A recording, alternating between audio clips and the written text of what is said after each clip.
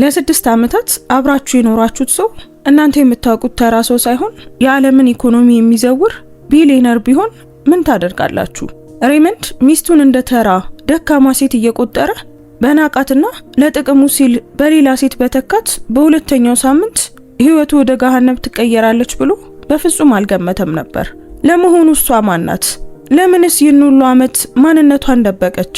ሬይመንድ የገነባውን የቢሊዮን ዶላር ግዛት በ$5000 ብቻ እንዲሸጥ ያስገደደው ያ ስውር በቀልና ሚስጥርስ ምን ነበር? የዛሬው ታሪካችን ንቀት እንዴት የህይወትን ምስቅልቅል እንደሚያመጣና ዝምታ እንዴት ትልቅ ድምጽ እንደሚሆን ያሳየናል። እስከ መጨረሻው ተከታተሉት። ሰላም ውድ ቤተሰቦቻችን እንደምን አላችሁ? ታሪኩን ከመጀመራችን በፊት እስኪ ከየት ሆናችሁ እየተከታተላችሁን እንደሆነ ኮሜንት ላይ ጻፉልን። እነዚህ ታሪኮች ምን ያህል ርቀት እንደሚጓዙ ማወቅ ስለምንፈልግ ያላችሁበትን ሀገር አሊያም የከተማችሁን ስም ጻፉልን። ሁሉ ጊዜም ለምትሰጡን ሐሳብ አስተያየት ለምታበረታቱን ሁሉ ከልብ እናመሰግናለን። እንደዚህ አይነት ታሪኮችን መስማት የምትወዱ ከሆነ ሰብስክራይብ በማድረግ ቤተሰባችንን ተቀላቀሉ። አንዲት የደግነት ተግባር የሰውን ህይወት ትለውጣለች ብላችሁ የምታምኑ ከሆነ ላይክ አድርጋችሁ ጀምሩት። የእናንተ አንድ ላይክ ለቻናላችን እድገት ትልቅ ዋጋ አለው። በየቀኑ የምንለቃቸው አዳዲስ ታሪኮች እንዳያመልጧችሁ የደውል ምልክቱን ተጫኑ።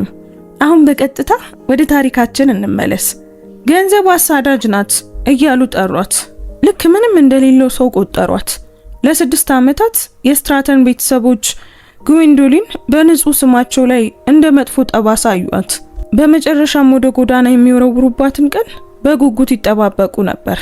እናም ያ ቀን ሲመጣ በ45ኛው ፎቅ ላይ ባለ ቀዝቃዛና በመስታወት የተከበበ የስብሰባ አዳራሽ ውስጥ ዝም ብለው ብቻ አልፈገጉም፣ ሳቁባት። ምክንያቱም አንዲትም ሳንቲም እንኳን ሳትጠይቅ ወረቀቶቹን ስለፈረመች ሳቁ። እንዳሸነፉ ተሰማቸው። የተሰበረች መሰላቸው። ነገር ግን ባለቤትነቱ የማን እንደሆነ አላረጋገጡም ነበር። የግል ማረፊያ ሜዳው የኩባንያቸው ጀት ከ3 ሳምንት በኋላ ለማረፍ ይሞክር የነበረውን አሁን ያገለሏት ሴት ባሏን እያጣች እንዳልሆነ አላወቁም ነበር። እሷ ኢላማዋን እያነጣጠረች ነበር። ይህ ዝምታቸው ከሳቃቸው በላይ እንዴት የጎላ እንደሚሆን የሚገልጽ ታሪክ ነው። በስትራተንና በሆልዌይ የስብሰባ አዳራሽ ውስጥ ያለው አየር ውድ የሆነ ኤስፕሬሶና አዳኝ የመምሰል ፍላጎትን ይሸታል። በሲያትል ላይ ዝናብ እየዘነበ ነበር። ወለሉን እስከ ጣሪያ በሚሸፍኑ መስኮቶች ላይ ግራጫማና አሰልቺ የሆነ ዝናብ ይወርዳል። ነገር ግን በውስጥ ያለው ድባብ በድል ስሜት የታወከ ነበር። ሬይመንድ ስትራተን በጠረጴዛው ራስ ላይ ተቀምጦ በሄርማን ሚለር ወንበሩ ላይ ወደ ኋላ ተደግፎ የሰርግ ቀለበቱን በሚያብረቀርቀው የማሆጎኒ ጠረጴዛ ላይ ያሽከረክረው ነበር። ቀለበቱ ሲወዛወዝና ጠፍጣፋ ሆኖ ሲወርቅ ተመለከተ። ይህ ለትዳሩ ፍጹም ምሳሌ እንደሆነ አሰበ። ከፊቱ ግዌንዶሊ ተቀምጣለች። በዚያ ትልቅ የቆዳ ወንበር ላይ ትንሽ ትመስላለች።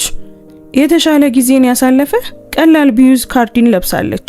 ጸጉሯ በዝርክርክ ሁኔታ ተሰብስቦ ነበር። የሬይመንድ እናት በርኒስ ብዙ ጊዜ ያሳላፊዋ ገጽታ ብላ ነው የምትጠራው።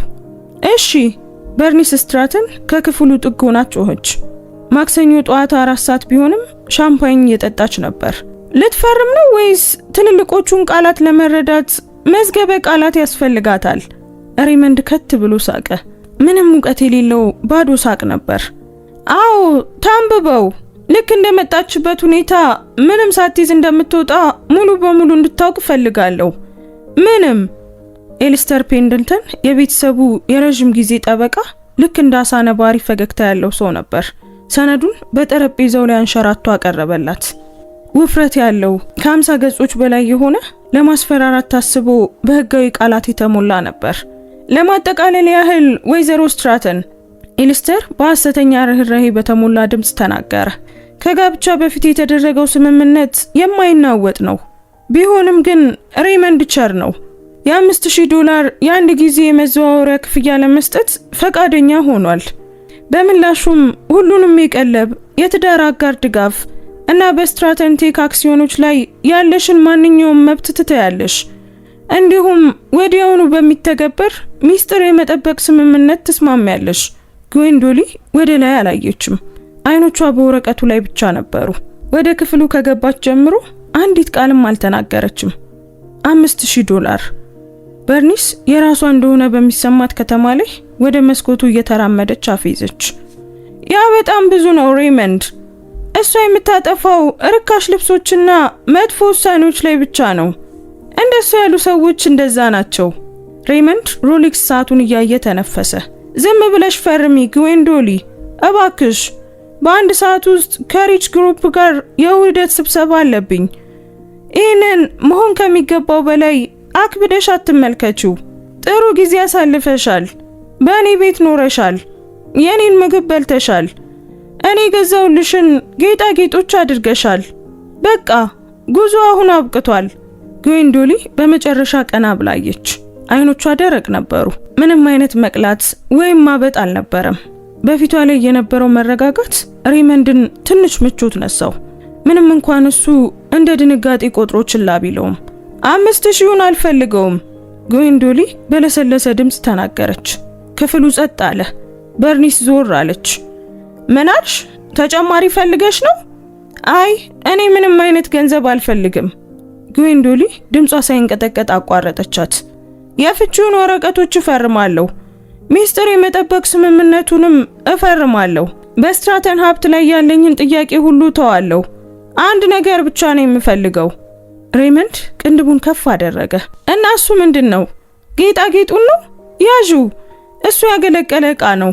አይ አለች ግዌንዶሊ። ከተሰፋው የጨርቅ ከረጢቷ ውስጥ አንዲት ትንሽ የታጠፈች ፎቶ አወጣች።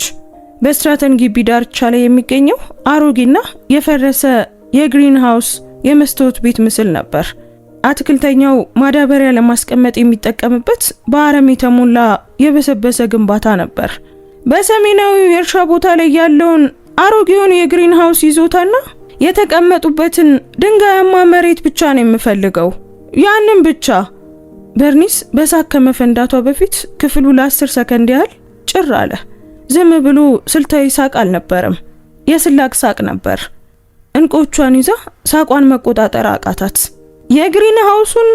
በርኒስ እየቃተተች ሳቀች። ያንን ጎጆ? አዎ ሬይመንድ፣ ጎጆን ነው የምፈልገው። ሬይመንድ ራሱን እየነቀነቀ ፈገግ አለ። ጄን፣ ያ ነገር አደገኛ ነው። ለፌራሪ መኪናዎች አዲስ ጋራዥ ለመስራት በሚቀጥለው ወር ልናፈርሰው ነበር። በምድር ላይ ለምን ያንን ትፈልጊያለሽ? ለትዝታ ብቻ ነው አለች ግዌንዶሊ በቀላሉ። አንተ እስከ ምሽት ስትሰራ እዚያ ብዙ ጊዜ አሳልፋለሁ። እስከ ምሽት የሚለው ቃል የሬይመንድ የታወቁ የዝሙት ድርጊቶች ምትክ መሆኑን ኢላስተር ጠበቃውን ጨምሮ በክፍል ውስጥ ያሉ ሁሉ ያውቁ ነበር። ሬይመንድ ትንሽ ትከሻውን ሰበቀ። ኤሊስተር፣ ያንን ማድረግ እንችላለን? ያንን ቁራጭ መሬት ቆርሰን መስጠት እንችላለን? ኤሊስተር ፋይሉን ገለበጠ። ቅርጹ የተስተካከለ አይደለም፣ ነገር ግን የመሬቱ ዋጋ እዚህ ግባ የሚባል አይደለም። በዛ ላይ አብዛኛው መሬት ድንጋያማ ነው። በግልጽ ለመናገር ግንባታውን ከማፍረስ ይልቅ ለሷ በስጦታ መስጠቱ ያነሰ ወጪ ይጠይቃል። አንዴ መሬቱን ከወሰደች የታክስ ግዴታውንም ትወስዳለች። እንግዲያውስ ተስማምተናል አለ ሬይመንድ እስክሪብቶን ወደሷ እያንሸራተተ።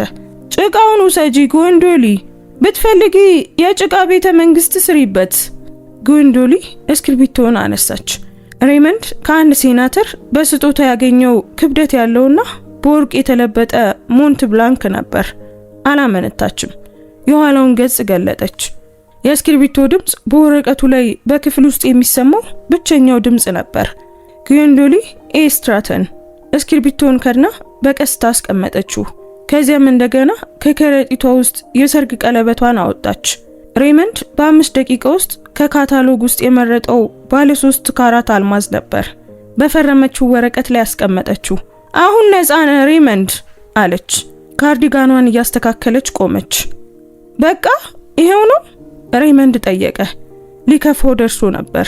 ልመና፣ ጩኸት ጠብቆ ነበር። እንድታለቅስና እሱ የኃያልነት ስሜት እንዲሰማው። ለምሳ ከሚያገኘት ወጣት ሴት ጋር ለመቀየር ያደረገው ውሳኔ ትክክል እንደሆነ እንዲሰማው ፈልጎ ነበር። አዎ ያ ነው ብላ መለሰችለት። ለመውጣት ስትዞር በርኒስ መንገዷን ዘጋች። አሮጊቷ ከግዌንዶሊ ትነስ እንጂ በባንክ ሂሳቧ ብዛት የምትኩራራ ሴት ነበረች። ወደ እሷ ተጠግታ ኪራይ መክፈል እንደማትቺ ስትረጂ ተመልሰሽ እንዳትመጪ ግዌንዶሊ፣ በርኒስ በሹክሹክታ ተናገረች።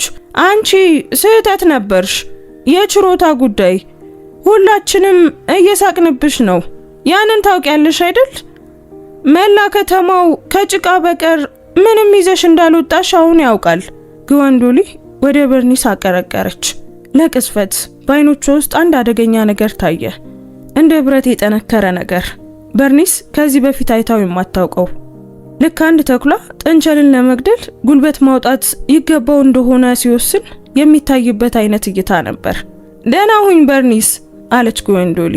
በውህደቱ ተደሰቱ። በከባድ የኦክ በሮች በኩል ወጣች። በክፍል ውስጥ ሳቁ እንደገና ፈነዳ። ሬመንድ አዲስ ዶም ፔሪኞ ከፈተ። ለነጻነት! ሬመንድ ጮኸ። ብርጭቆን ወደ ላይ አነሳ። ቆሻሻውን በማስወገዳችን! በርኒስ በደስታ ጮኸች። ኤሊስተር ጠበቃው ፈገግ ቢልም በወረቀቶቹ ላይ ያለውን ፊርማ ሲመለከት ግን በውስጡ ተጨንቆ ነበር።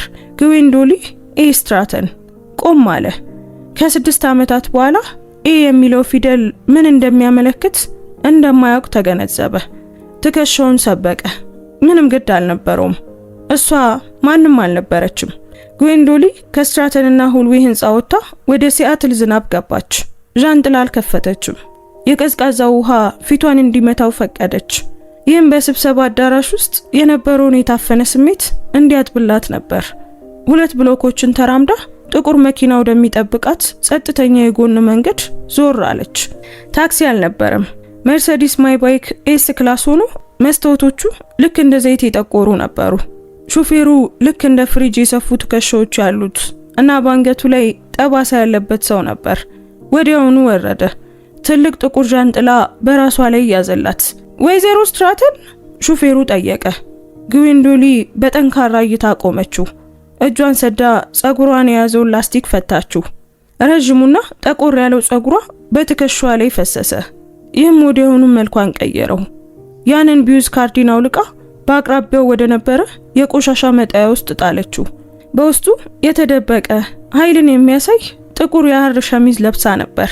ስትራተን አይደለሁም ኬል፣ ዳግመኛ ስትራተን አልሆንም አለች።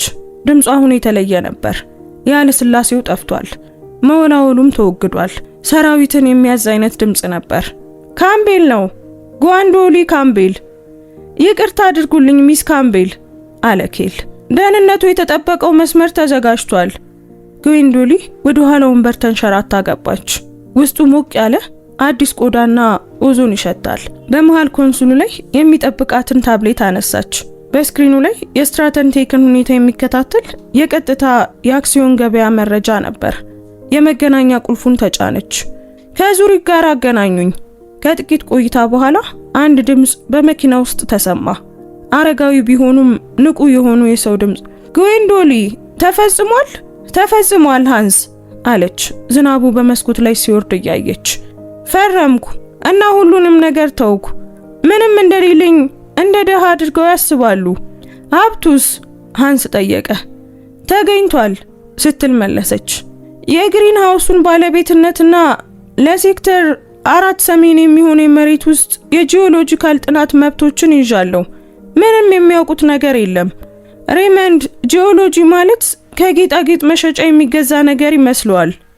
በዚያ ድንጋይ ስር ምን እንዳለ እንኳን አያውቅም አለች ግዋንዶሊ። ትንሽ አስፈሪ ፈገግታ በከንፈሯ ላይ ታየ። ሁለተኛውን ምዕራፍ ጀምር። ሁሉም ሀብቶቼ እንዲለቀቁ ፈልጋለሁ። ይዞታዎቼ ከሼል ኩባንያዎቹ ወደ ካምቤል ትረስት ይመለሱ እና ሃንስ። አቤትም አቤት። ጄቱን አዘጋጅ። ለንደን ውስጥ ስራ አለብኝ። ሬመንድ ከሪች ግሩፕ ጋር ለመዋሃድ እየሞከረ ከሆነ ለፊርማው የሚሆን ቦታ ያስፈልገዋል። እኛ ለእንግዳ ተቀባይነት ዝግጁ መሆናችንን ማረጋገጥ እፈልጋለሁ። ተረድቻለሁ። እንኳን ደህና መጣሽ። መስመሩ ተዘጋ። ግዋንዶሊ ወደ ኋላ ተደግፋ አይኖቿን ጨፈነች። ለ6 ዓመታት ትሁትና ቀላል ሚስት የመሆንን ሚና ተጫውታለች። ሬመንድን ያገኘችው በቡና ቤት ውስጥ ነበር። የታገለች የነጻ አርቲስት በመምሰል አንድ ሰው ለካምቤል ስም ሳይሆን ለሷ ብሎ ሊወዳት እንደሚችል ለማወቅ ፈልጋ ነበር። ያ ስም በከፍተኛው የገንዘብ ዓለም ውስጥ ከስትራተን በላይ ክብደት ያለው ስም ነበር። ካምቤሎች የቴክኖሎጂ ኩባንያዎች ባለቤቶች ብቻ አልነበሩም። እነዚህን የቴክኖሎጂ ኩባንያዎች ብድር የሚሰጡ ባንኮችም ባለቤት ነበሩ። አዲሱን ሀብታም እንዲንቀጠቀጥ የሚያደርጉ የድሮ ባለ ሀብቶች ነበሩ። ነገር ግን ሬይመንድ አልወደዳትም ነበር። እሷን መያዝን ነበር የወደደው። አንድ ቆንጆና ጸጥ ያለ ነገር በመደርደሪያ ላይ ማስቀመጥ ነበር የሚወደው እና ለማህበራዊ እድገቱ በማትረዳው ጊዜ ጣላት። ፈተናውን ወድቋል። አሁን ፈተናው አብቅቷል። እናም ትምህርቱ ሊጀምር ነው። 2 ሳምንታት አለፉ። ለሬይመንድ ስትራተን ህይወት በድግሶችና በጋዜጣዊ መግለጫዎች የተሞላ ነበር። የፍቺው ዜና የስትራተን ቴክን ዋጋ 3 እጥፍ ከሚያደርገው ከሪች ግሩፕ ጋር በሚያደርገው የውህደት ዜና ተሸፍኖ ነበር። ለመጨረሻው ፊርማ የሚሆን ቦታ ያስፈልገናል። ሬይመንድ በሃምፕተንስ ሲያርፍ በሄሊኮፕተሩ ድምጽ ውስጥ ጮኸ። ትልቅ ነገር፣ ኃይልን የሚያሳይ ነገር። በፓሪስ የሚገኘው ሪትዝን ሞክረን ነበር፣ ተይዟል። ረዳቱ ቲሞቲ የተባለ የተጨናነቀ ወጣት ተናገረ። ቡርጅ አል አረብ፣ እሱም ተይዟል። እንግዲያውስ የሆነ ነገር ፈልግ፣ ሬይመንድ ጮኸ። በስዊዘርላንድ ተራሮች ላይ ያለው የግል ይዞታስ? ስካይቮልት፣ ሪቾች ግላዊነትን ይወዳሉ። ቲሞቲ አይፓዱን ተመለከተ። ስካይቮልት በጣም የተከለከለ ነው ጌታዬ። ኤተልጋርድ በሚባል የግል ኩባንያ የተያዘ ነው። ብዙ ጊዜ ለኪራይ አይሰጡትም። እጥፍ ክፈላቸው አለ ሬይመንድ የፀሐይ መነጽሩን እያስተካከለ። ማን እንደያዘው እኔ ግድ የለኝም። ዝም ብለህ እዚህ አስገባን። በርኒስ ፎቶዎቹ አስደናቂ እንዲሆኑ ትፈልጋለች። ቲሞቲ ስልኩን ደወለ። የሚገርመው በሰዓት ውስጥ ፈቃድ ተሰጠ። ዋጋው በእርግጥ በጣም ውድ ነበር። ለ3 ቀናት ኪራይ $500,000። ነገር ግን ሬይመንድ ግድ አልነበረውም። በታላቅ ኩራት ቼኩን ፈረመ። አየሽ፣ ሬይመንድ በዚያ ምሽት በራት ላይ ለበርኒስ ጉራውን ነፋ። ገንዘብ ይናገራል። ስትራተን ስትሆን ዓለም በሯን ትከፍታለች። በርኒስ ወይኗን እያሽከረከረች ራሷን ነቀነቀች። ከሷ ሰማ? ያቺ ደሃ ግዋንዶሊ። ሬይመንድ ሳቀ። በጭራሽ፣ ምናልባትም በዚያ ጎጆ ውስጥ ባቄላ እየበላች ትኖራለች። እርሷን እርሻት እናቴ። ወደ ስዊዘርላንድ እየሄድን ነው። የስካይቮልት ኪራይ ክፍያ መጠየቂያ ወደ ባንክ እንዳልሄደ አላወቁም ነበር። በቀጥታ በለንደን በሚገኝ አንድ ቤት ምድር ቤት ውስጥ ወዳለ አስተማማኝ ሰርቨር ነበር ሄደው እና የኤልተርጋል ሆልዲንግስ ባለቤት ጥያቄውን በግል እንዳጸደቀችውና ሰራተኞች ልዩ የመቀበያ ዝግጅት እንዲያደርጉ ትዕዛዝ መስጠቷን በፍጹም አላወቁም ነበር። ግዋንዶሊ ለንደን በሚገኘው ቤቷ ውስጥ ሆና ቴምዝ ወንዝን ትመለከት ነበር። ስልኳ ጠራ። ከኪል የተላከ መልእክት ነበር። ኢላማው በመንቀሳቀስ ላይ ነው። የስትራተን ጄት በ48 ሰዓታት ውስጥ ወደ ጄኔቫ ይበራል። ግዋንዶሊ መለሰች። G650ን አዘጋጁ።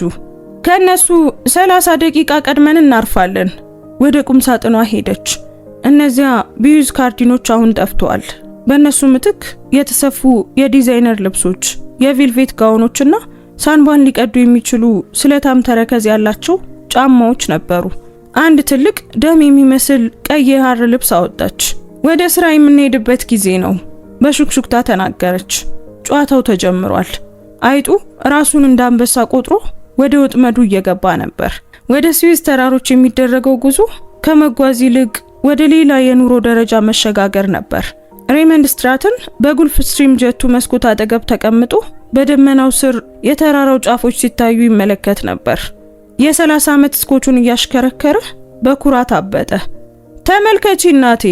ሬይመንድ ወደ መስኮቱ እያመላከተ ከዓለም ሁሉ በላይ የኛ ቦታ እዚህ ነው። በርኒስ ስትራተን ግን እይታው ግድ አልነበራትም። የምታማርርበት ስህተት ለመፈለግ የጀቱን የቆዳ ወንበር ስፌት በመመርመር ተጠምዳ ነበር። ምንም ስታጣ በአየር ግፊቱ ላይ ማጉረምረም ጀመረች። ጆሮዬ ላይ እየጮኸብኝ ነው ሬይመንድ። አብራሪው ዝቅ ብሎ እንዲያበር ንገረው። አልማዟን እያስተካከለች ተናገረች። እና የካቪያር በጣም ጨው ይበዛዋል። የራሳችንን ጀት መጠቀም ነበረብን አልኩ። እማዬ ጀታችን ጥገና ላይ ነው። ደግሞም ሬይመንድ ፈገግ ብሎ በመስታወት ላይ ምስሉን እያየ ነገ የሪችን ስምምነት ስንፈርም ትልቁን እንገዛለን። ምናልባትም ግሎባል 7500ን ነዳጅ ለመቅዳት ሳንቆም እስከ ቶኪዮ የሚወስደንን። ኤልስተር ፔንደልተን ጠበቀው ቦምብ እንደያዘ ሰው ቦርሳውን አቅፎ ከፊታቸው ተቀምጦ ነበር። ምንም እንኳን አየሩ የተስተካከለ ቢሆንም ላብ ያጠምቀው ነበር። ስለዚህ ጉዞ መጥፎ የሆነ ስሜት ነበረው። የቦታው ኪራይ ውል በጣም ቀላል ነበር። የገንዘብ ዝውውሩም ወደ አንድ ድብቅ ትረስት ከመድረሱ በፊት በ3 የተለያዩ ኩባንያዎች ውስጥ አልፏል። ነገር ግን ለሬመንድ አልነገረውም ነበር። ሬመንድ ዝርዝር አይወድም። እሱ ውጤት ብቻ ነው የሚፈልገው። ከግስታርድ ውጪ ወዳለው የግል ማረፊያ እየወረድን ነው። የአብራሪው ድምጽ ተሰማ። እባክዎን ቀበቶውን ይሰሩ። ጄቱ ሲያርፍ ሬመንድ ሌላ ጄት ቀድሞ ቆሞ አየ። ግዙፍ የቅንጦት ቦምባርዲየር ግሎባል 8000 ነበር። የጅራት ቁጥር የሌለው በጥቁር ቀለም የተቀባ ልክ በአስፋልቱ ላይ እንደተኛ አዳኝ ይመስላል። ያ የማን ነው? ሬመንድ ወርዶ የካሽሚር ካባውን እየቆለፈ ጠየቀ። አንድ የስዊዝ ዘዬ ያለው የሰራተኛ ባል ሻንጣቸውን ተቀበለ። ያ ሚስተር ስትራተን የስካይቮልት ባለቤት ነው። ለእናንተ አቀባበል ቦታው ዝግጁ መሆኑን ለማረጋገጥ ትላንት ምሽት መጥታለች። ሴት ናት ባለቤቱ? በርኒስ ጆሮዋን ቀሰረች። ሰራተኛው በፈገግታ ብቻ መለሰ። ባለቤቷ ግላዊነቷን በጣም ታከብራለች እመቤት። እባካችሁ መኪኖቹ እየጠበቁ ነው። መኪኖቹ 3 የሚመሳሰሉ ሮልስ ሮይስ ነበሩ። ወደ ተራራው የሚደረገው ጉዞ 40 ደቂቃ ያህል ወሰደ። ወደ ላይ በወጡ ቁጥር ከሰው ተለዩ። ሌላ ቤት ወይም የሰው ምልክት አልነበረም። ድንጋይ፣ በረዶና ገንዘብ ብቻ። ከዚያም ስካይቮልት ታየ። የኪነ ህንጻ ጥበብ ውጤት ነበር። ከብረትና መስታወት የተሰራ ሆኖ በተራራው ጫፍ ላይ የተንጠለጠለ ቤት አይመስልም። የፊልም ተንኮለኞች ምሽግ ይመስላል። የፊቱ ገጽታ በሙሉ መስታወት ሆኖ ከስር ያለውን ሸለቆ በሙሉ ያሳያል። ድንቅ ነው፣ ሬመንድ በሹክሹክታ ተናገረ። ይህ ቦታ ዋጋው ስንት ነው? ለእንደዚህ አይነት ነገር ዋጋ የለውም። ኢልስታር አፈጠጠ። ዛሬ እንዲህ አይነት ነገር መገንባት አትችልም።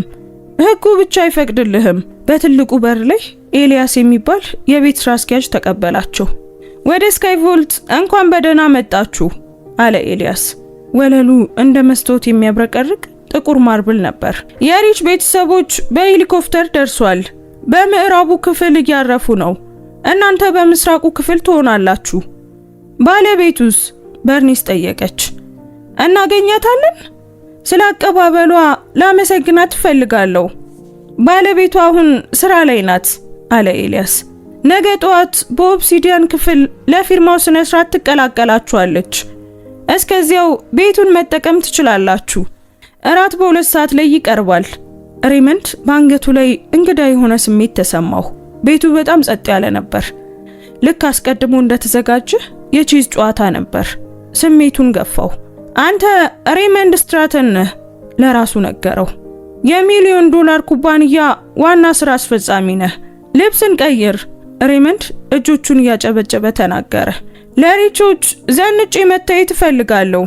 ኃይላችንን ማሳየት አለብን። የዚያ ምሽት ራት ውጥረት የነገሰበት ነበር።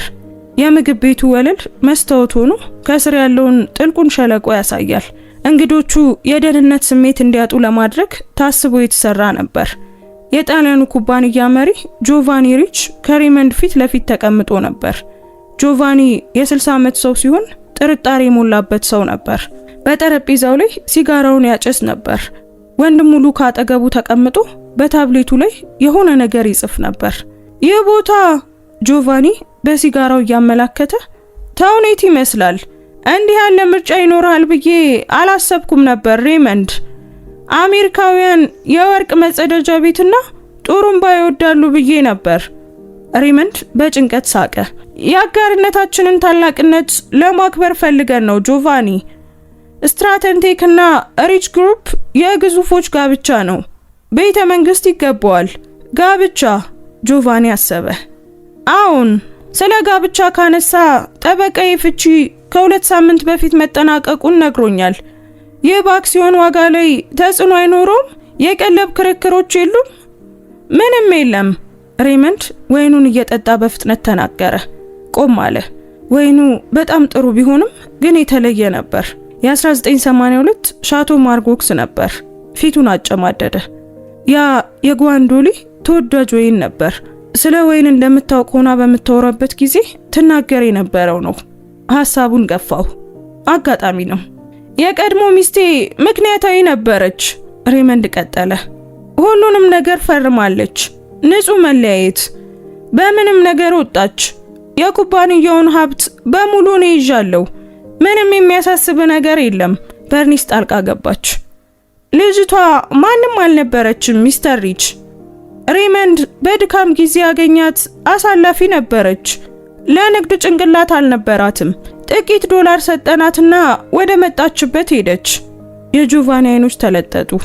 ከሉካ ጋር ተያዩ። ተረድቻለሁ። እንግዲያውስ ጨፈለቃችኋት? አይ ተደራደርን። ሬመንድ ደረቱን ነፍቶ አረመው። እኔ አሸንፋለሁ። የማደርገው እሱን ነው። የሚገርም ነው። ሉካ ከታብሌቱ ቀና ብሎ ተናገረ። ምክንያቱም ዛሬ በገበያ ውስጥ ያለው ወሬ እንግዳ ነው። አንድ ሰው እጅግ በጣም ብዙ የማዕድን ባለቤትነቶችን እየገዛ ነው። በተለይም በሰሜን ምዕራብ ፓሲፊክ ያሉ የሉቲየምና የኮባልት ክምችቶችን።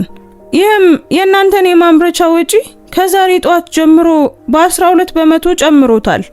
ሬመንድ አይኑን አረጋጋ። የገበያ መዋዠቅ ነው። ይከሰታል። እኛ ክምችት አለን። ተስፋ እናደርጋለን። ጆቫኒ ሲጋራውን እያጠፋ ተናገረ።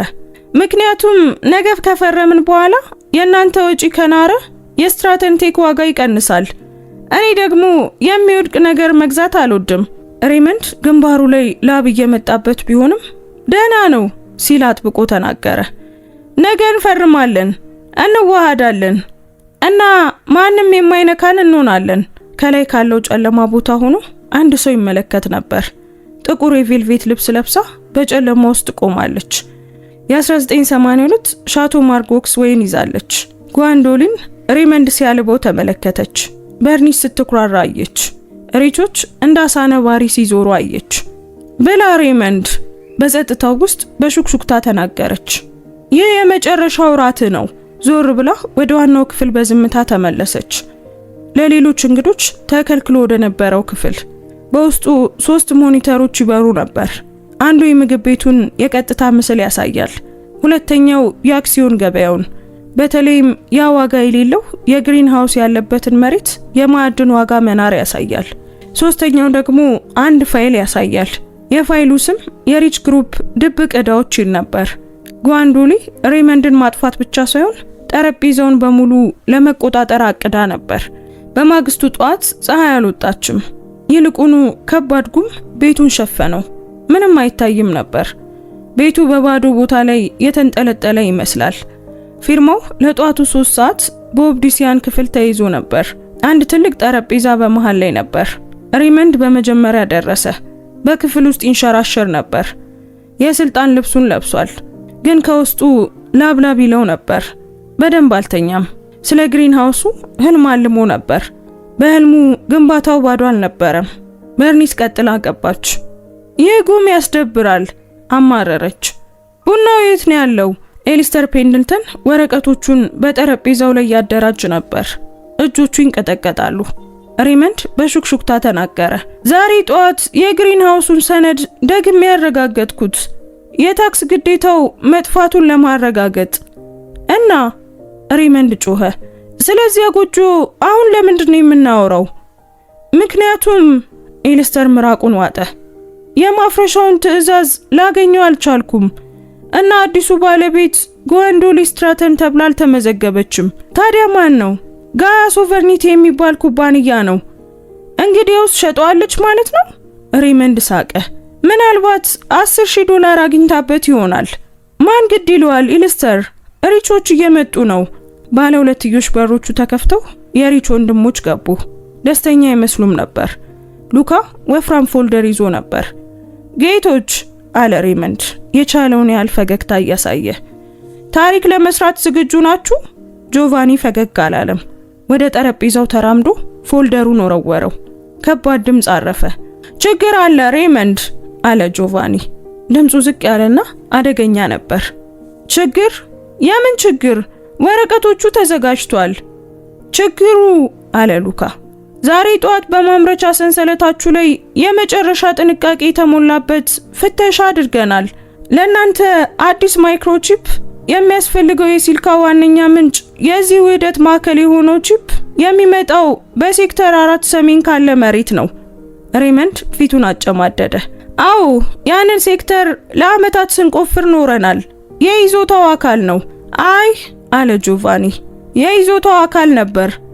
ነገር ግን ከአንድ ሰዓት በፊት በወጡት አዲስ የጥናት ካርታዎች መሰረት ወደ ማዕድኑ የሚወስደው መንገድና ዋናው የክምችት ቦታ የሚገኙት ከ2 ሳምንት በፊት ከይዞታው ተቆርጦ በወጣው ሩብ ኤከር መሬት ላይ ነው። ሬመንድ ከፊቱ ላይ ደም ሲሸሽ ተሰማው። የግሪን ሃውሱ ነው? ከግሪን ሃውሱ ስር ያለው መሬት ሉካ አረመው። ያን ቁራጭ መሬት የያዘ ማንኛውም ሰው ወደ ማዕድኑ የሚወስደውን መንገድ ይቆጣጠራል። ዛሬ ጧት አጥር አጥረዋል። ቃል በቃል አጥር ነው ሬመንድ።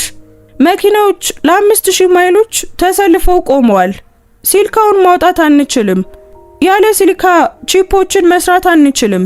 ያለ ቺፖች ደግሞ ኩባንያ እኛ ለመክፈል ከተስማማኑ ግማሽ ዋጋ ብቻ ነው የሚኖረው። ያ የማይቻል ነው። ሬመንድ ተንተባተበ። ጭቃ ብቻ እንደሆነ ነው የነገረችኝ እሷ። ጆቫኒ ቅንድቡን ከፍ አደረገ። ማናት እሷ?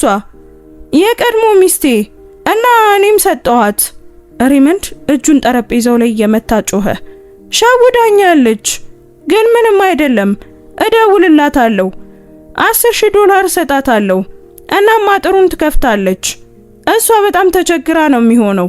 ያንን እጠራጠራለሁ። አንድ ድምጽ ተሰማ። ጆቫኒ አልነበረም፣ ሉካም አልነበረም። ድምጹ የመጣው ወደ ባለቤቷ የግል ክፍል ከሚወስደው ጠመዝማዛ ደረጃ አናት ላይ ነበር። መላው ክፍሉ ዞር አለ። ጎንዶሊ በደረጃው አናት ላይ ቆማለች። ነገር ግን ይህች ሬመንድ የሚያውቃት የቀድሞዋ ጎንዶሊ አልነበረችም። ያ የተሰበራረቀ ጸጉር ጠፍቶ ፊቷን እንደ ጦር ኮፍያ በከበበ ስለታም የጸጉር ስታይል ተተክቷል። ያ ቢውዝድ ካርዲን የቆየ ትዝታ ሆኗል። በሌዘር የተሰፋ የሚመስል ነጭ ስትራክቸራል ሱፍ ለብሳለች። በእጇ ላይ የሬመንድ መኪና ከሚያወጣው በላይ ዋጋ ያለው ፓቴክ ፊሊፕ ሰዓት ነበር። አቋሟ ቀጥ ያለ ትዕዛዝ ሰጪና አስፈሪ ነበር። የተረከዝ ጫማዋ ድምጽ በጸጥታው ክፍል ውስጥ እንደ ጥይት ድምጽ እየተሰማ በቀስታ በደረጃው ወረደች። የሬመንድ አፍ ተከፈተ። በርኒስ ቦርሷን ጣለች። ጎንዶሊ? ሬመንድ በሹክሹክታ ተናገረ። ምን? እዚህ ምን እያደረግሽ ነው? በድብቅ ነው የገባሽው? ጥበቃ! የቤቱን ስራ አስኪያጅ ኤልያስን ፈለገ። ኤልያስ በበሩ አጠገብ ቆሞ ነበር። ሬመንድን ለመርዳት ግን አልተንቀሳቀሰም። ይልቁኑ ጓንዶሊን ስትቀድመው ራሱን በቀስታ ዝቅ አደረገ። ደህና አደሩ ሚስ ካምቤል? ኤልያስ በአክብሮት ጠየቀ። አመሰግናለሁ ኤልያስ ብላ መለሰችለት። ድምጿ ቀዝቃዛና ጥራት ያለው ነበር። ሬመንድ ሊቀመጥበት ወዳለመው የጠረጴዛ ራስ ሄዳ ተቀመጠች። ሬመንድን አላየችውም። ጆቫኒን ተመለከተች። ሲኞር ሪች፣ ጓንዶሊ ፍጹም በሆነ የጣሊያንኛ ቋንቋ ተናገረች። ስላቆየኋችሁ ይቅርታ። ቆይታችሁ እንደተመቻችሁ ተስፋ አደርጋለሁ። ጆቫኒ ሪች በድንጋጤ አይኖቹ እየተከፈቱ ተመለከታት። ከዚያም በማስታወስ ፊቱ ተለወጠ። በአክብሮት ጃኬቱን እየቆለፈ ወዲያውኑ ቆመ። ካምቤል? ጆቫኒ ትንፋሹ ተቋረጠ። ጓንዶሊ ካምቤል? እንደ ካምቤል ትረስት የዙሪክ ግሩፕ? አባቴ ጄምስ ካምቤል ነበር። ጓንዶሊ በረጋ ድምጽ ተናገረች። ባንኩ በ1998 ወደ እስያ ያደረጋችሁትን የመጀመሪያውን መስፋፋት የገንዘብ ድጋፍ ያደረገ ይመስለኛል። ጆቫኒ መንፈስ ያየ ይመስል ነበር። በከፍተኛ የገንዘብ ዓለም ውስጥ ስትራተኖች ሚሊዮነሮች ነበሩ። ካምቤሎች ግን ገንዘቡን የሚያትሙ ሰዎች ነበሩ። እነሱ የገንዘብ ነገስታት ነበሩ። ምንም አላወቅኩም ነበር። ጆቫኒ ተንተባተበ። እኛ ያሰብነው አለ ሬመንድ። ሬመንድ ብዙ ነገሮችን ይላል አለች ጓንዶሊ። በመጨረሻም እይቷን ወደ ቀድሞ ባሏ ዞረች። ሬመንድ ይንቀጠቀጥ ነበር። አእምሮ ከፊቱ ያለውን ምስል ሊቀበለው አልቻለም። ጄን፣ ይሄ ምንድነው? ካምቤል ወላጆችሽ ኦሃዮ ውስጥ ያሉ አስተማሪዎች እንደሆኑ ነው የነገርሽኝ። ነበሩ አለች ጓንዶሊ። ድምጿ ምንም ስሜት አልነበረውም። የዓለምን ኢኮኖሚ ከመምራት ጡረታ ከወጡ በኋላ በሚወዱት ዩኒቨርሲቲ ውስጥ ኢኮኖሚክስ ያስተምሩ ነበር። ስለነሱ ጠይቀኝ አታውቅም ሬመንድ? በ6 ዓመታት ውስጥ አንድም ቀን ለማግኘት ጠይቃ አታውቅም። ስለ ራስ በማውራት ተጠምደ ነበር። እኔ የአዲሶቹን ሀብታሞች ባህሪ ለማጥናት የመመረቂያ ጽሑፌን እየሰራው ነበር። ጓንዶሊ በከንፈሯ ላይ ትንሽ የጭካኔ ፈገግታ እያሳየች ተናገረች። እንዳንተ ያለ ሰው ምንም የሌላትን ሴት ሊወድ ይችል እንደሆነ ለማየት ፈልጌ ነበር። በፈተናው ወድቀሃል ሬመንድ። በርኒስ በንዴት ፊቷ እየቀላ ወደፊት መጣች። ይህ ማጭበርበር ነው፣ ዋሽተሽናል። በሐሰት መረጃ ነው የጋብቻ ስምምነቱን የፈረምሽው። የጋብቻ ስምምነቱን የፈረምኩት ጓንዶሊ ኤስትራተን ብዬ ነው መለሰች። የሚለው የመሃል ስሜን አንን ህጋዊ ስሜን ይወክላል። በፍጹም አልዋሸውም። ዝም ብዬ ብቻ አላብራራሁትም። እናንተ ደግሞ ታሪኬን ለማረጋገጥ ከመሳቅ በላይ አልተረፋችሁ። ፎልደሩን በጠረጴዛው ላይ ወደ ሪቾች አንሸራተተችው። ጌቶች፣ ጓንዶሊን ወደ ጣሊያኖቹ ዞረች። ዋነኛ የማምረቻ ሰንሰለቱን ካጣ ኩባንያ ጋር ልትዋሃዱ ነው። ማዕድኑን የዘጋውን መሬት እኔ ነኝ ያስኩት። እናም ያንን አጥር የመክፈት ምንም ፍላጎት የለኝም። ስትራተን ቴክ በ45 ሰዓታት ውስጥ ትዕዛዞችን ማቅረብ አይችልም። አክሲዮናቸው ይወድቃል። ጆቫኒ ፎልደሩን አይቶ ወደ ሬመንድ ተመለከተ። በፊቱ ላይ የነበረው ንቀት ፍጹም ነበር። ቢሆንም ጓንዶሊ ቀጠለች፣ የኔ ይዞታ ኩባንያ ጋያ ሶቨርኒቲ ስትራተን ቴክን በጣም በረከሰ ዋጋ ለመግዛት ፈቃደኛ ነው። አንዴ የኔ ከሆነ ማዕድኑን እከፍታለሁ። የሪች ግሩፕ ከኔ ጋር ለመስራት ከፈለገ ለውይይት ዝግጁ ነኝ። ጆቫኒ አላመነታም። ሬመንድን ተመለከተው። ስምምነቱ ቀርቷል ስትራተን፣ ይህንን ማድረግ አትችም። ሬመንድ ጮኸ። ወረቀቶቹን ለመያዝ ወደ ጠረጴዛው ተንደረደረ። የቃላት ስምምነት አለን፣ እከስሻለሁ። ተቀመጥ ሬመንድ አለች ጓንዶሊ። አልጮኸችም። መጮህ አያስፈልጋትም። የድምጿ ግርማ ወደ ወንበሩ መልሶ ጣለው። ሁለት አማራጮች አሉ አለች ጓንዶሊ ወደፊት ተጠግታ። የመጀመሪያው አማራጭ ሪቾች ይሄዳሉ። አጥሩን እንደተዘጋ ቆየዋለሁ። ኩባንያ በአንድ ወር ውስጥ ይከስራል። ቦርዱም ያባርርሃል። ሁሉንም ነገርህን ታጣለህ። ለመጨረሻ ብድር መያዣ አድርገ የሰጠኸውን የሲያትል ቤትህን ጨምሩ። በነገራችን ላይ ያ ብድር አሁን በኔ ባንክ እጅ ነው። የሬመንድ አይኖች ፈጠጡ። ቤቴን ገዝተሽዋል? እዳህን ነው የገዛሁት ሬመንድ፣ ሁሉንም። እና ሁለተኛው አማራጭ? ኤልስታር ሊቀዝፍ ደርሶ በድካም ድምጽ ጠየቀ። ሁለተኛው አማራጭ ምንድን ነው? አሁኑኑ ስትራተን ቴክን ለኔ ትፈርማለህ። የመሰናበቻ ክፍያ ሰጣለሁ። አንድ ነጠላ ወረቀት ከቦርሷ አውጥታ አንሸራተተችለት። ሬመንድ ተመለከተው። እጆቹ በጣም ስለሚንቀጠቀጡ ወረቀቱ ይንጫጫ ነበር። $5000? ሬመንድ በሹክሹክታ ተናገረ። ቸር የሆነ የመዘዋወሪያ ክፍያ ነው። ጓንዶሊን የራሱን ቃል መለሰችለት። ውሰደው ሬመንድ፣ ካልሆነ ግን ብዙ ክሶችን አቀርብብሃለሁ። ያንን 5000 ለዋስትና ገንዘብ ነው የምታውለው። በርኒስ ማልቀስ ጀመረች። የፍጹም ሽንፈት ድምጽ ነበር። አንቺ ጭራቅ ነሽ። ሬመንድ አይኑ በእንባ እየተሞላ በሹክሹክታ ተናገረ። እኔ ተቀብዬሽ ነበር። ቤት ሰጥቼሻለሁ። እስር ቤት ነው የሰጠኸኝ ሬመንድ። ጓንዶሊ አረመችው። የራሷን የካርቲየር እስክሪብቶ ከፍታ ዘረጋችለት። ወረቀቶቹን ፈርም ሬመንድ። ጀቱ ወደ ቤት ሊወስዱ እየጠበቀ ነው። በኢኮኖሚ ክላስ። በክፍል ውስጥ ያለው ጸጥታ የሚያደነቁር ነበር። የሚሰማው ብቸኛው ድምጽ በስካይ ቮልት የመስታወት ግድግዳዎች ላይ የሚጮኸው ነፋስና ሬመንድ ስትራተን ከ2 ሳምንት በፊት የሳቀባትን ሴት ግዛቱን ሲፈርምላት የሚሰማው የእስክሪብቶ ድምጽ ብቻ ነበር። አሁን ሳቁ ጠፍቷል። አሁን ያለው የቀዝቃዛውና የደረቁ የጸጥታ እውነታ ብቻ ነበር። ከስዊስ ተራሮች መውረድ ሬመንድ ከ48 ሰዓታት በፊት እንዳሰበው የድል ጉዞ አልነበረም፣ የመፈናቀል ጉዞ ነበር። የስካይ ቮልት ስራ አስኪያጁ ኤልያስ የግል መኪና አገልግሎቱ ከእንግዲህ እንደማይሰጣቸው ተናገረ። ይልቁንም የረጠበ ውሻና የናፍጣ ሽታ በሚሸትበት ያረጀ ታክሲ ከተራራው ሊያወርዳቸው ተጣራ። በርኒስ ለመናገር ፈቃደኛ አልነበረችም። ከኋላ ወንበር ተቀምጣ ያዞ ቆዳ ቦርሷን ልክ በማዕበል ውስጥ እንዳለ የህይወት አድን ገመድ አጥብቃ ይዛው ነበር። ፊቷ ገርጥቷል። ጓንዶሊ በረንዳ ላይ ሆና ስትመለከታቸው በደጅ ላይ ያፈሰሰችው እንባ ሜካፑን አበላሽቶት ነበር። በመንገዱ ላይ ያለው እያንዳንዱ መወዛወዝ በሰውነቷ ውስጥ የስቃይ ስሜት ይፈጥርባት ነበር። ይህም ድንገተኛና ከባድ ውድቀታቸውን በአካል የሚያስታውሳት ሆነ። ሬመንድ በፊተኛው ወንበር ላይ ተቀምጦ በበረዶ የተሸፈኑትን መንገዶች በባዶ እይታ ይመለከት ነበር። ስልኩ በኪሱ ውስጥ ሳያቋርጥ ይርገበገባል። ማሳወቂያዎች፣ ኢሜሎች፣ ማስጠንቀቂያዎች አላያቸውም። ምን እንደሆኑ ያውቃል። ዜና ከብርሃን ፍጥነት በላይ ይጓዛል እና ጓንዶሊ ወይም ይልቁኑ የካምቤል ማሽን አንዲት ሰከንድ እንኳን አያባክኑም። አውሮፕላን ማረፊያው ደረሱ።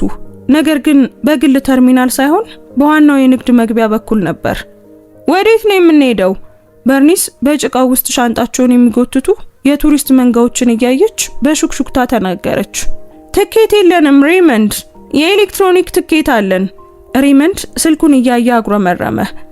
የጓንዶሊ ረዳት በኢሜል ልኮልኛል። ኢኮኖሚ ክላስ ነው፣ ረድፍ 42 መሃልና መስኮት አጠገብ። እኔ መሃል አልቀመጥም። በርኒስ የድሮ ትዕቢቷ ለቅስፈት ታይቶ ወዲያውኑ ሲጠፋ ጮኸች። እዚያ መተንፈስ አልችልም። ምርጫ የለሽም እናቴ። ሬመንድም ጮኸባት። ይህም የታክሲው ሹፌር በንዴት ዞር ብሎ እንዲያያቸው አደረገው። ምንም ገንዘብ የለንም፣ ይገባሻል? የክሬዲት ካርዶቹ በሙሉ ታግደዋል። የኩባንያው ሂሳቦች ተቆልፈዋል። $5000 ያለበት ቼክ ብቻ ነው ያለን። እሱንም አሜሪካ ባንክ እስክንደርስ ድረስ ማንቀሳቀስ አንችልም። ረድፍ 42 ላይ እንቀመጣለን። አትላንቲክን በዋና ስላልተሻገርን ደስ ሊልሽ ይገባል። በረራው የ9 ሰዓት ሲሆን ነበር። ሬመንድ የሽቶ ሽታ በሚሸት ተማሪና በወረቀት ሶፍት በዝምታ በምታለቅሰው እናቱ መካከል ተጣብቆ ተቀመጠ። መተኛት አልቻለችም። መተኛት አልቻለም። አይኑን በጨፈነ ቁጥር ጓንዶሊን ያያታል። ያቺን ነጭ ሱፍ የለበሰችውንና የደቆሰችውን ግዙፍ ሴት ሳይሆን ለ6 ዓመታት ችላ ያላትን ጓንዶሊን ነበር የሚያያት። ስዕሎቿን እንዲያይለት ስትጠይቀው አስታወሰ። አሁን አይደለም ጄን፣ ስራ ላይ ነኝ። በአትክልት ውስጥ በእግራቸው እንዲጓዙ ስትጠይቀው ትዝ አለው።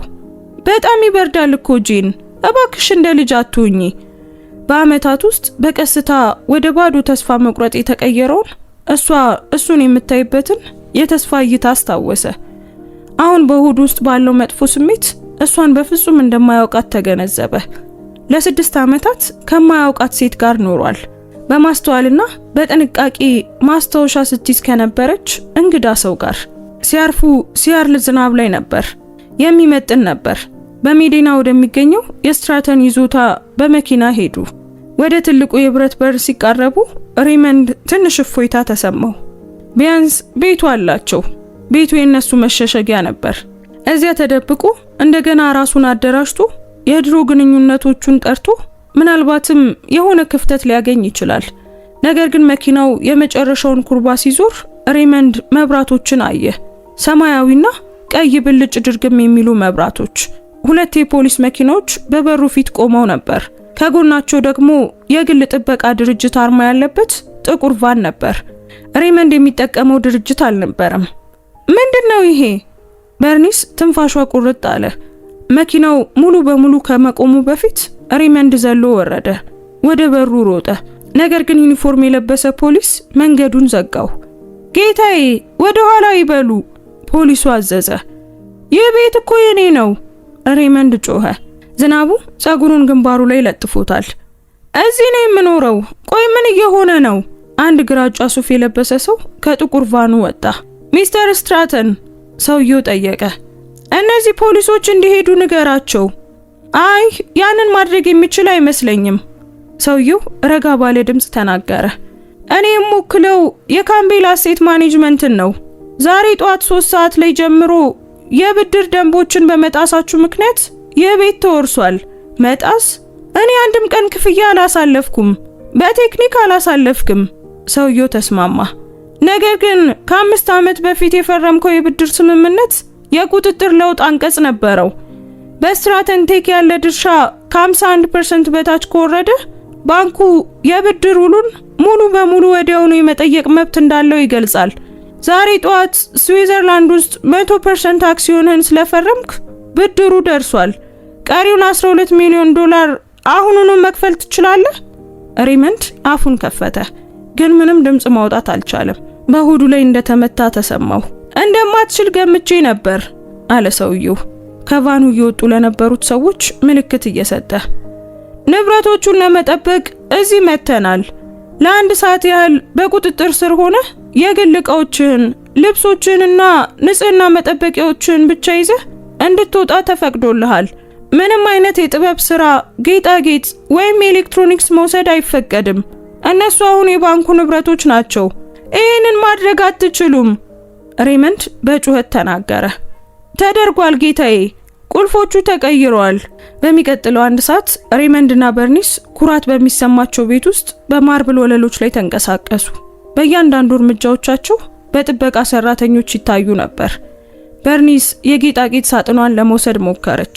ይቅርታ እመቤት አለ ጥበቃው፣ በቀስታ ግን በቁርጠኝነት ከእጇ ላይ እየተቀበላት።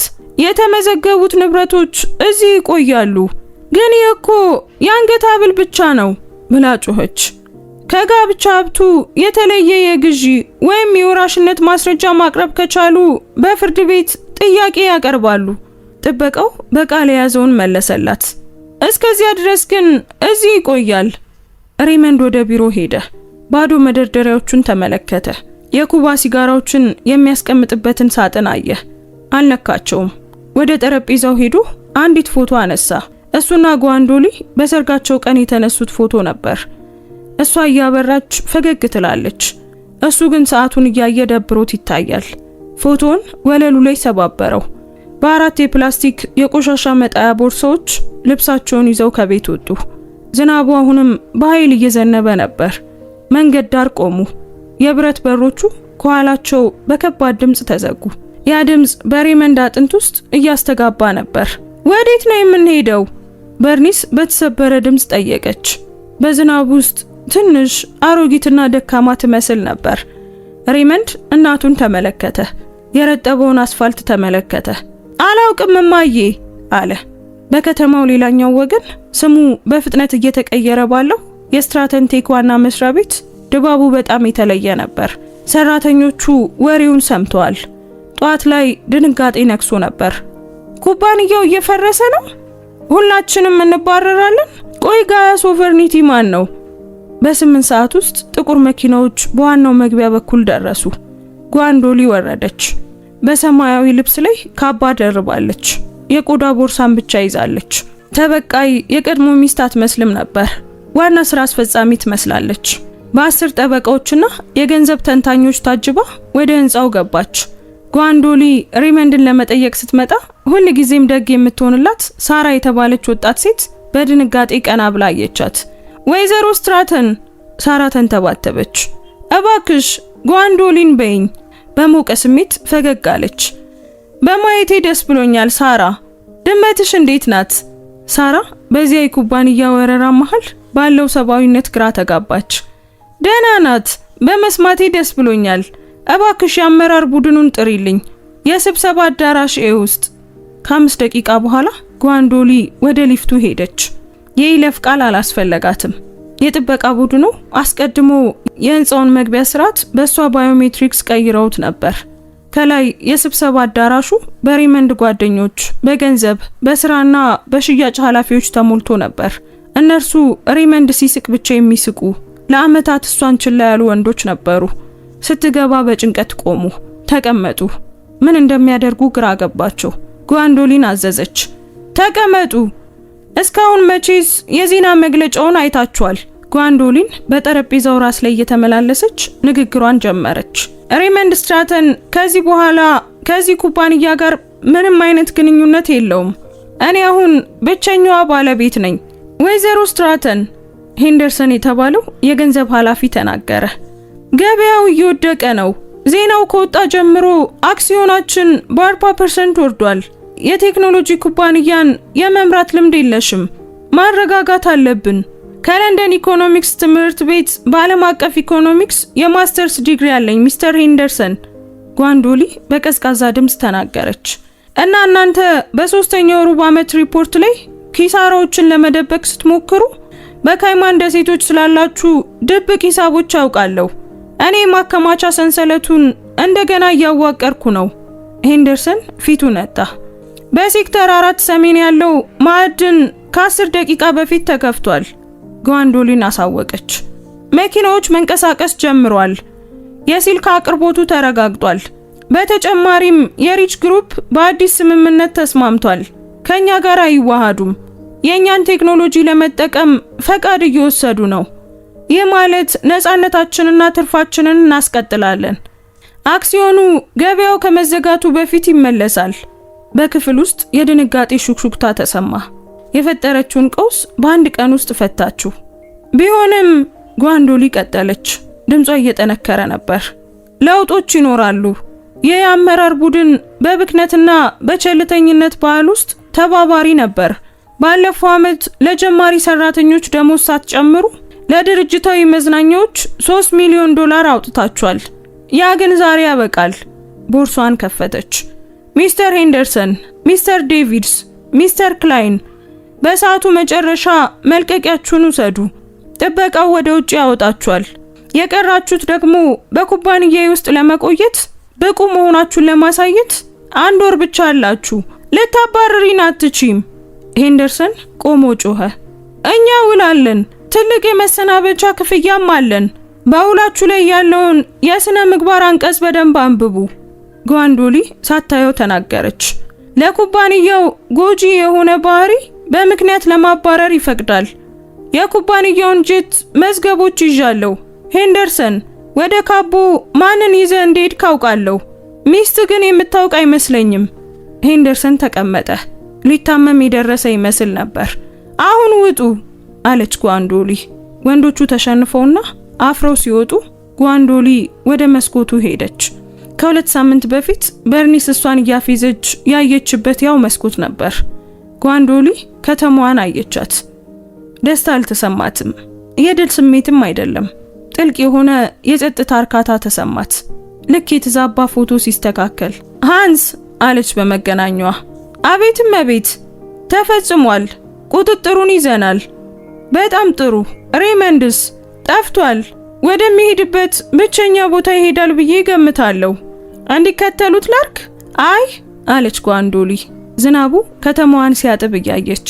ያለ ገንዘብ ሬመንድ ስትራተንን መሆን እኔ ከምፈጥረው ከማንኛውም ቅጣት የከፋ ነው። 3 ወራት አለፉ። የሲያትል ክረምት በግራጫ ሰማይና በማያቋርጥ ዝናብ መጥቷል። ሬመንድ ቫሊ ውስጥ በሚገኝ አንድ ጠባብ ክፍል ውስጥ ሬመንድ ስትራተን ተቀምጦ ነበር። ውድቀቱ ፍጹም ነበር።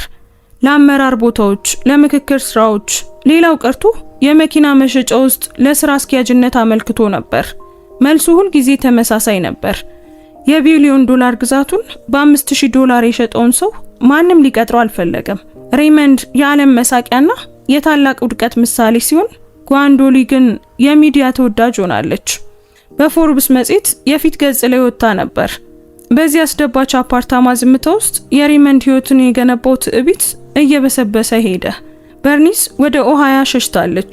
እሱን ለብቻው ትተዋለች። በቆሸሸው መስኮት ላይ ምስሉን ተመለከተ። አርጅቷል፣ ደክሞታል። ነገር ግን ለመጀመሪያ ጊዜ እውነተኛ ሰው መሰለ። የቀረውን ብቸኛ ውድ ካባውን ለብሶ ወደ ዝናቡ ወጣ። ለ3 ሰዓታት ያህል አሁን ካምቤል ስትራተን ተብሎ ወደሚጠራው ዋና መስሪያ ቤት ተጓዘ። ይፈቅዱልኛል ብሎ አልጠበቀም ነበር። ነገር ግን በሩ ላይ ሲደውል ሚስ ካምቤል እንድትመጣ ፈቅዳለች፣ 5 ደቂቃ አለ የሚል ድምጽ ሰማ። ህንጻው አሁን የተለየ ድባብ ነበረው። ያ ቀዝቃዛ ድርጅታዊ ድባቡ ጠፍቶ በስነ ጥበብ ስራዎችና በደስተኛ ሰራተኞች ተተክቷል።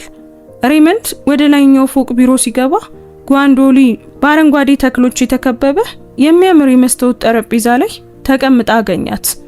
ቢሮዋ ግሪን ሃውስ ይመስል ነበር። ሬመንድ በበሩ ላይ ቆመ። በዝናብ ርሶ ነበር። አፈረና በቆመበት ጸና። ለመለመን አልመጣውም፣ በሻከረ ድምጽ ተናገረ። ትክክል እንደነበርሽ ለመናገር ነው የመጣሁት። ጓንዶሊ ቅንድቧን ከፍ አደረገች። ስለምን? ስለ ግሪን ሃውሱ። ሬመንድ በፊቱ ላይ የሐዘን ፈገግታ እየታየ ተናገረ። ጭቃ ብቻ አልነበረም።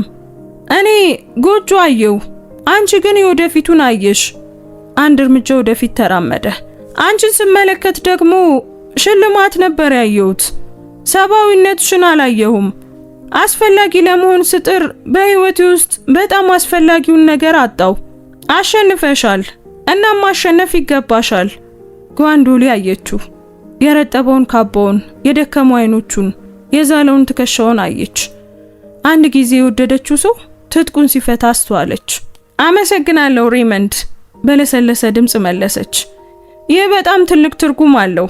አሁን ምን ይሆናል ሲል ጠየቃት። እኔ መገንባቴን እቀጥላለሁ ብላ መለሰችና ወደ መስኮቱ ዞር አለች። አንተስ ጉዞውን ቀጥል።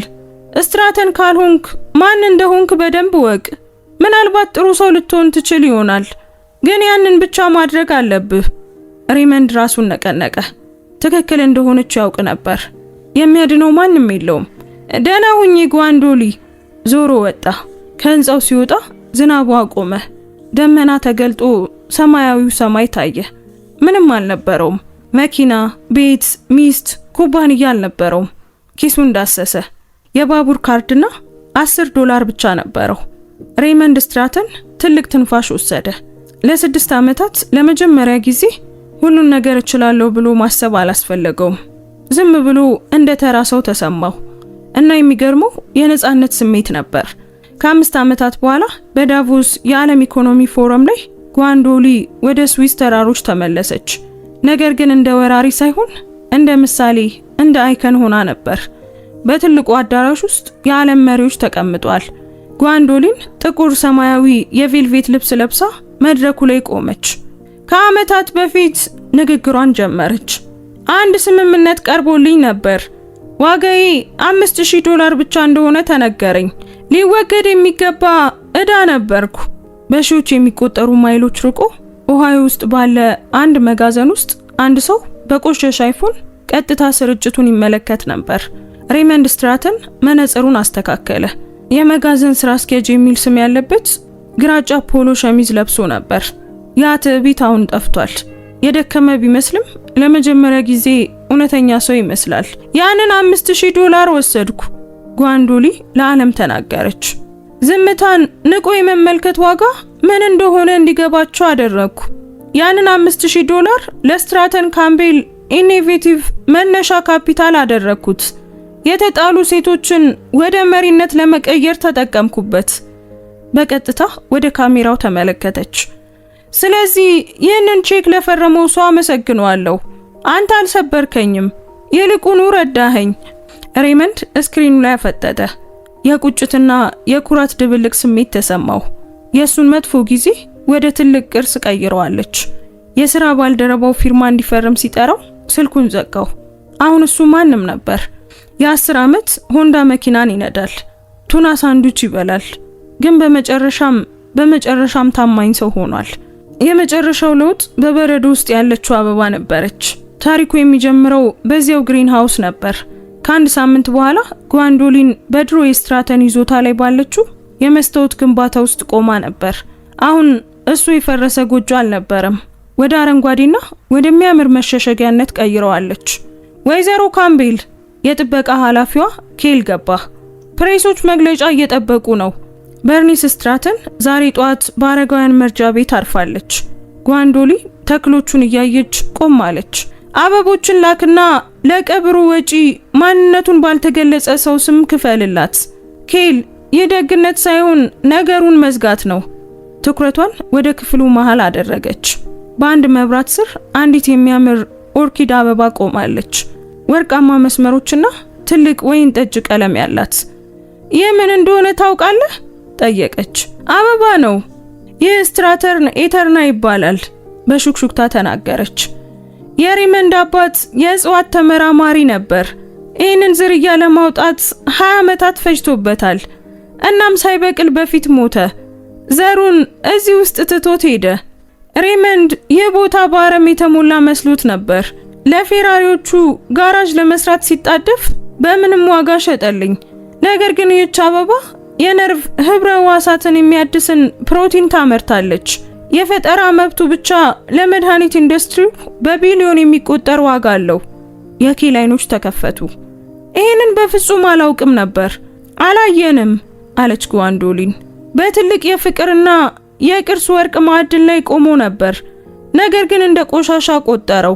አበባን ቆርጣ ልብሷ ላይ ያደረገችው። ጨርሰናል። መሬቱን ለከተማው ፓርክ እንዲሆን ስጠው። አበባው ግን ከኔ ጋር ይሄዳል። የተሻለ አትክልተኛ ያስፈልገዋል። በሩን ከፍታ ትታው ወጣች። የይዞታው ጸጥታ ከባድ ነበር፣ ግን ባዶ አልነበረም። በመጨረሻ የተጻፈ የታሪክ ጸጥታ ነበር። ጓንዶሊ ያሸነፈችው ገንዘብ ስላላት ብቻ አይደለም፣ ያሸነፈችው ትኩረት ስለምትሰጥ ነበር። ሬመንድ ሁሉንም ያጣው ድሃ ስለሆነ ሳይሆን በትናንሽ ነገሮች ውስጥ ያለውን ዋጋ ማየት ስላልቻለ ነበር። ሚስቱን፣ አሮጌውን ግሪን ሃውስ፣ የአባቱን ቅርስ፣ የወደፊት ህይወቱን ለጋራ ሸጠው። ይህም እውነተኛ ድህነት የገንዘብ ማጣት ሳይሆን የራዕይ ማጣት መሆኑን አረጋገጠ። ውድ ቤተሰቦቻችን የዛሬው ታሪካችን በዚሁ ተጠናቋል። እስኪ ታሪኩን እንዴት አገኛችሁት? ምንስ ተማራችሁበት? ኮሜንት ላይ ሐሳብ አስተያየታችሁን ጻፉልን። ታሪኩ ልባችሁን ከነካው ለብዙ ሰዎች እንዲደርስና እንዲማሩበት ላይክ እና ሼር አድርጉት። እንደዚህ አይነት አስደናቂ ታሪኮችን መስማት የምትወዱ ከሆነም ሰብስክራይብ በማድረግ ቤተሰባችንን ተቀላቀሉ። በየቀኑ የምንለቃቸው ታሪኮች እንዳያመልጧችሁ የደወል ምልክቱን ተጫኑ። እናመሰግናለን። እንወዳችኋለን። ቸር ቆዩን።